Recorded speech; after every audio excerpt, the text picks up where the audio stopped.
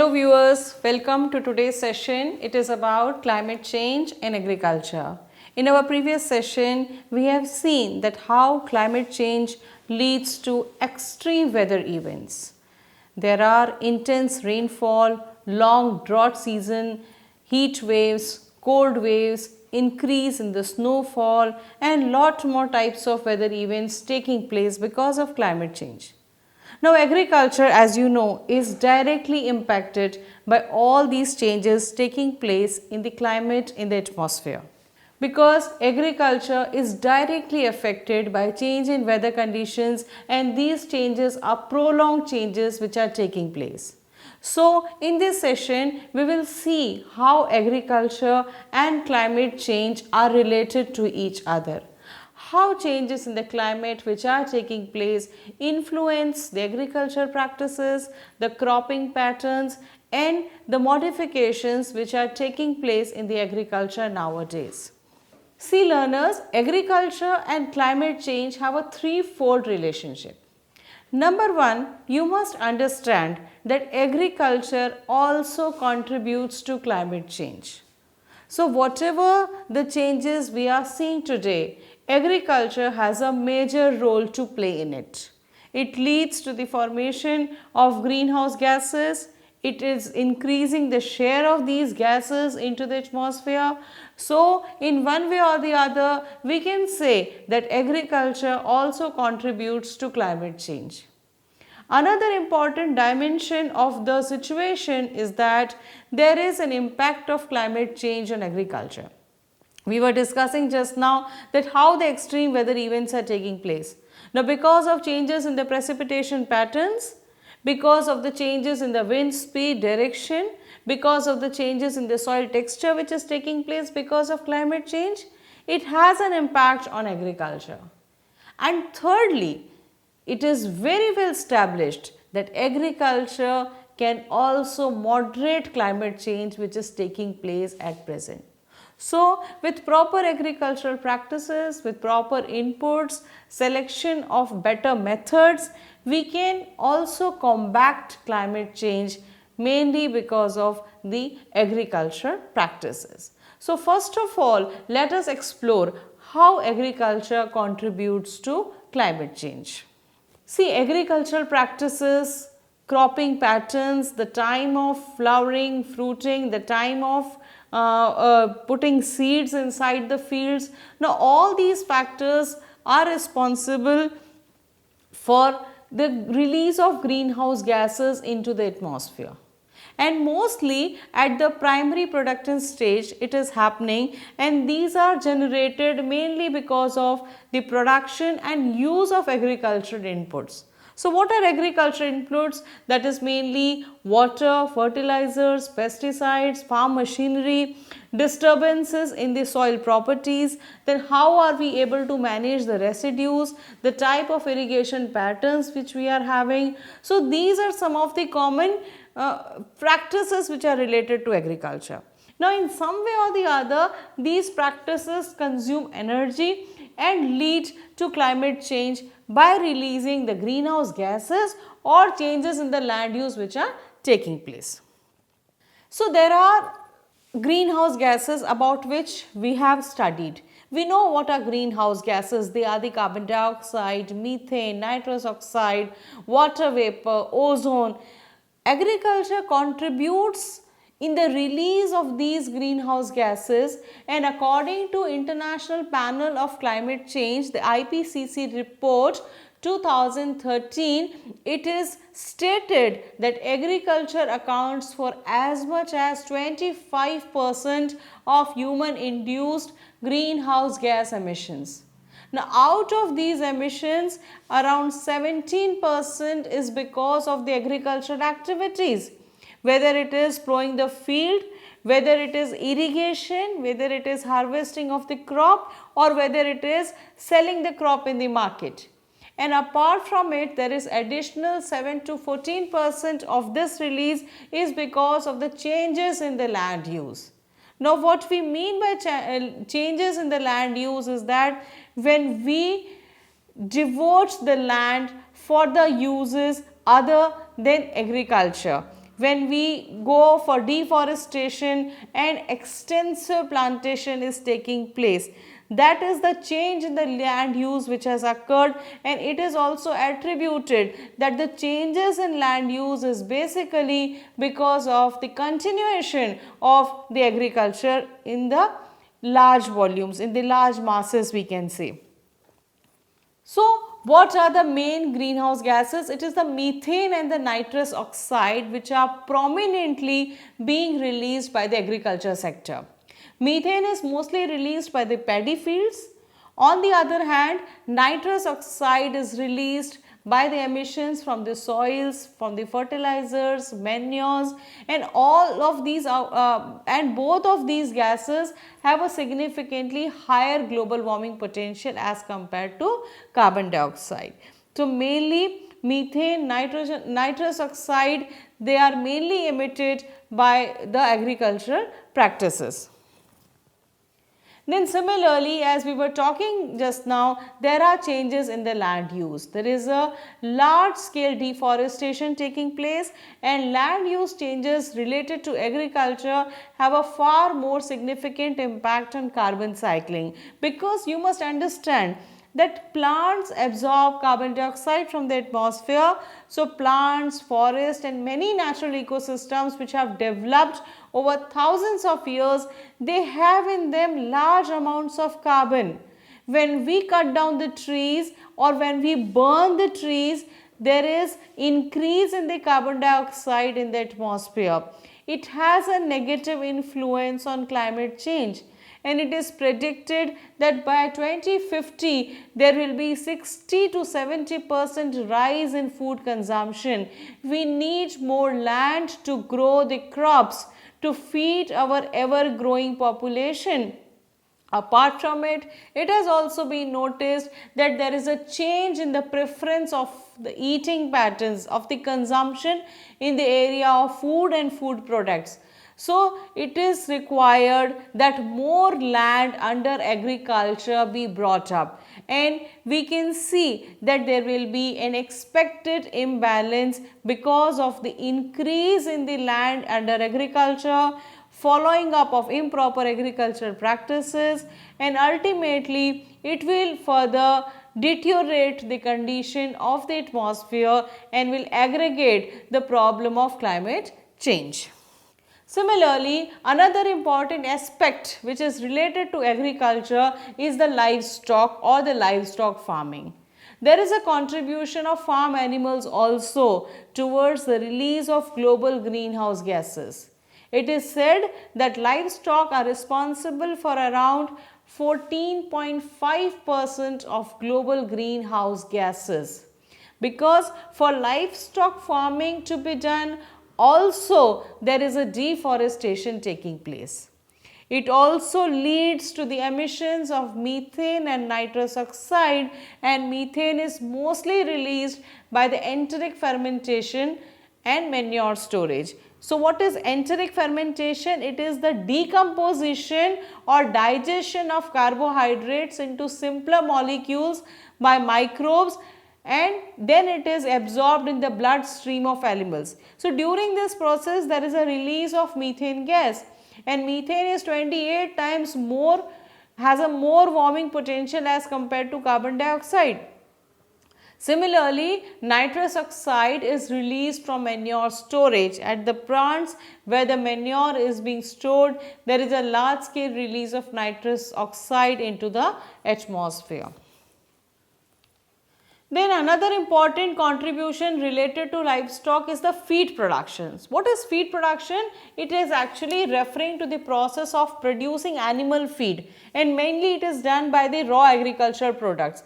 So, the feed formation is according to the specific animal requirements, according to the nutritional requirement of different species of animals at different life stages. So, feed production, you can say, or feed manufacturing is associated with changes in the land use, because it also calls for deforestation. There is a manufacturing and use of fertilizers, pesticides. Then again there are agricultural operations which are responsible, the processing of the feed, the transportation of the feed. So, these are some of the important factors which are related to feed. and it also leads to the release of carbon dioxide and nitrous oxide into the atmosphere. And another important parameter is soil carbon dioxide. Now, soil carbon dioxide emissions are mainly because of the dynamics of the soil, that how the soil is able to decompose the plant residues, what type of changes in the land use taking place, what are the amount of you can say synthetic fertilizers, application of pesticides. This is being done, and mainly nitrous oxide emissions are there when there is an application of lot of organic and inorganic fertilizers when they are applied to the soil. So, this also we can say, we can infer by this discussion that livestock also has a prominent role. So, as we are progressing with a different kind of diet that is required by our growing population, it is further speculated that livestock, or you can say livestock farming, will be a major contributor towards the release of greenhouse gases into the atmosphere and eventually climate change. This is all about the agriculture impacting the climate, how agriculture is responsible for the release of the greenhouse gases into the atmosphere.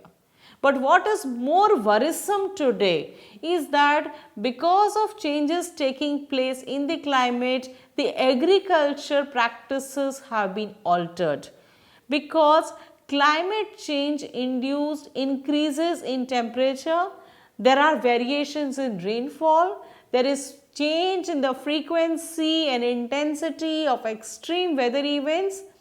All these are already adding pressure on the global agricultural and food systems. And apart from this, there are studies which say that there may be projected beneficial impact of climate change on Indian agriculture, because there may be increase in productivity due to increase in carbon dioxide concentration. There may be possibilities of cultivating new crops in new regions. There may be reduction of heating cost for protected cultivation. There may be changes in the areas which are suitable for cultivation. There may be reduced frost formation, which may also lead to the development of new crop varieties. Because of climate change, there will be change in the topography, there will be shift in the places where we are practicing agriculture at present. So, there will be change in the crops, there will be change in the nature of farming, and it is projected that areas which are not agricultural friendly at present, they may be becoming suitable for agriculture in the times to come. But however, we are more worried because of the negative effects of climate change in agriculture. There are direct effects which affects the physiology, that is the internal activities in crops, or there may be changes in the morphology of the plants which is taking place. These direct effects we can easily see. We can see how the wilting is taking place, how the plant is having a stunted growth, how the physiological activities of the plants have been disturbed. But more so, there are indirect effects like the effects on soil fertility, the irrigation availability, attack of pests on the crops, different type of soil hazards taking place, because these are the effects which occur on the account of the prolonged conditions of climate change which are taking place. So, over a long period of time, there are chances that there will be changes in the soil, there may be changes in the irrigation patterns, or there will be influx of some diseases particularly to that particular climate zone. And there is a reduction of productivity due to temperature rise, because whenever there are heat waves, they cause extreme heat stress in crops. It limits the yields, because if they occur during certain times of the plant's life cycle, for example, if they are occurring during pollination, during fruiting, they are flowering. So, heat waves also result in wilted plants, because due to high evaporation rates, and it occurs and it causes heat loss if it is not counteracted by irrigation. Similarly, there are heavy rain and flood type of events which are occurring more because of climate change these days. It is also detrimental to crops and also to the soil structure in the long run, because most plants cannot survive in prolonged waterlogged conditions, because there is an absence of soil air, and the roots also need air to breathe.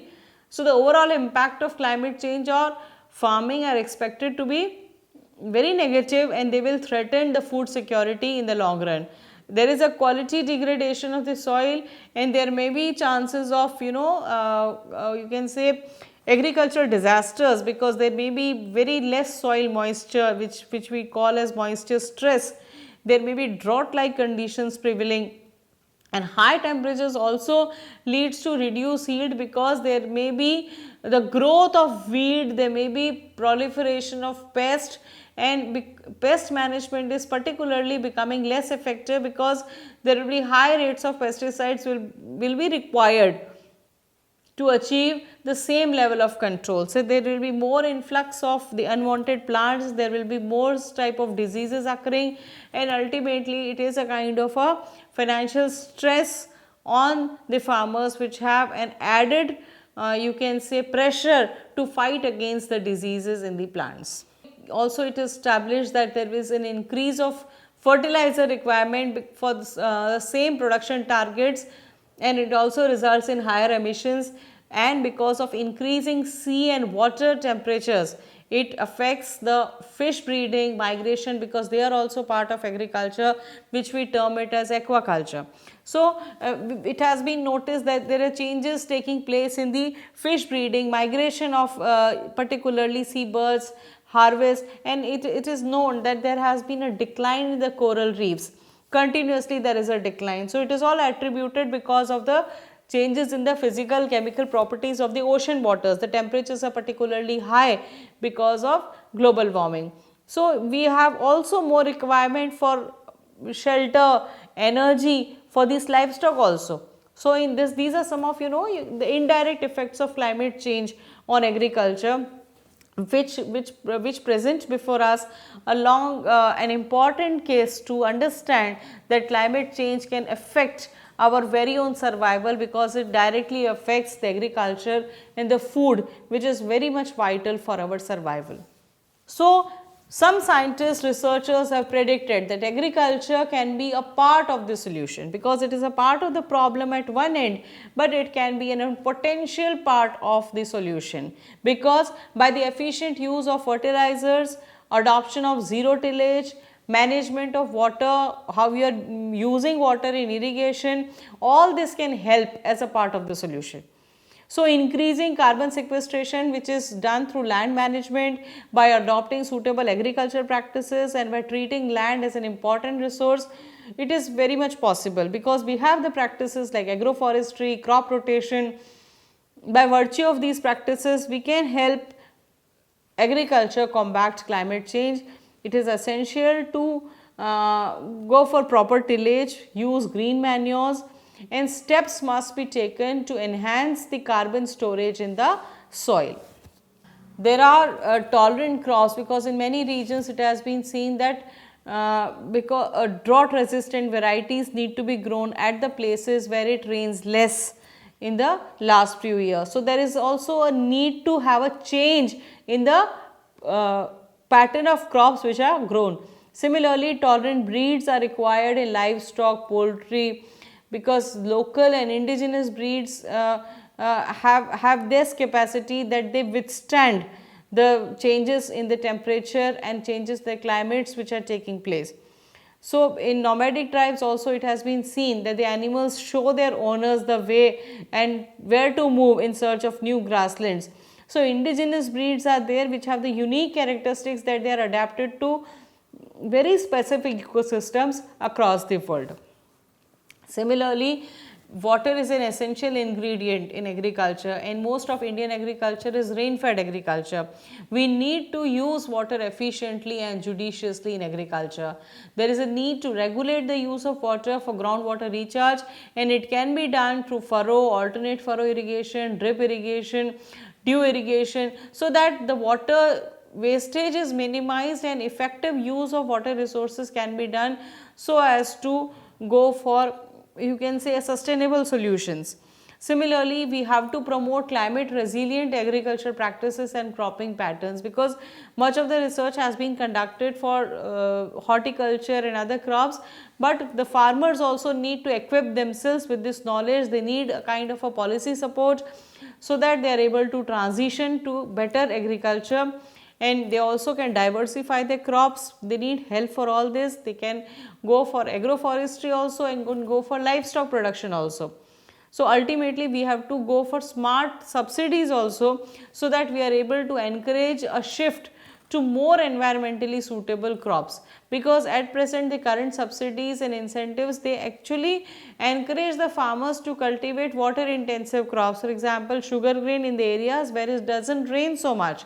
So we need to put in smart subsidies so that the farmers are encouraged to shift to dryland crops which are more suitable to local conditions, and we have to provide and we have to create a good market, so that the market is created for the farmers, so that they can go for the cultivation of the local breeds of crops, vegetables, fruits and so on.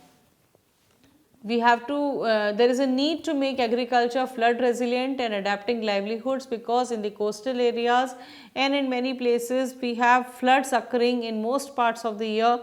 There is a need to look into which crops are more suitable in these areas, and it requires proper land use planning and zoning, because with the rapid population growth which is taking place at present, and more so over, there is a scarcity of land. So there is a need for careful and land use planning. Flood zoning is very essential, and it needs to be taken along with the water management. Proper coordination is required between the various departments of the government, so that a kind of an integrated land use planning can help solve the problems of the agriculture. And much more information and knowledge is required about knowing how the water flows and rainfall patterns in the region, which can be studied and which can help the farmers in the designing and locating of vital irrigation as well as flood protection infrastructure. And also the farmers must be encouraged to diversify their income, so that they are not only dependent on one crop or one growing season, but they must be encouraged to have a change of occupation, so that they are a kind of having a limited exposure to climate related risks. Because if they are relying only one type of livelihood, they are more vulnerable to the climate related risks which are very common in these times. So in a nutshell, we can say that sustainable and suitable adaptation and mitigation strategies are very much required to see that agriculture is in line and it doesn't is affected by too much by the climate change. Introduction of better varieties which are drought resistant, heat resistant, pest resistant, it is very essential. Encouraging new farm management practices, land use and watershed management, and agri insurance and agro advisory is very important, because farmers need proper counseling regarding the crops to be grown with the help of local weather information. So responsive farming can be taken up, which is an integrative approach, and it is a kind of farming where advisories is taken from the you can say the technocrats who are using this weather information. Feed management needs to be carried out, that how the feed is being provided to the livestock, whether it is an alternate arrangement, the timing of the feed, composition of the diet. Then similarly, Krishi Vigyan Kendra, which are there for the help of these farmers, they can also be taken into consideration. Agricultural departments, agriculture universities, research institutions, they need to research more on how we can adopt climate resilient agricultural practices, so that we are not much affected by the changes in the climate which are taking place at present. So what is climate resilient agriculture? It is very essential, and it is proposed that it is a way ahead in times of today's climate change taking place. So climate resilient agriculture is an approach which includes sustainably using existing natural resources through crop and livestock production systems, so as to have high productivity and farm incomes under climate variability. So climate change can reduce agricultural income up to a certain extent, but at the present times, it is high time that we realize the rationale of climate resilient agriculture, we value it and implement it rigorously. So, learners, we conclude this session by saying that climate change is real, it is here, it is not in the future.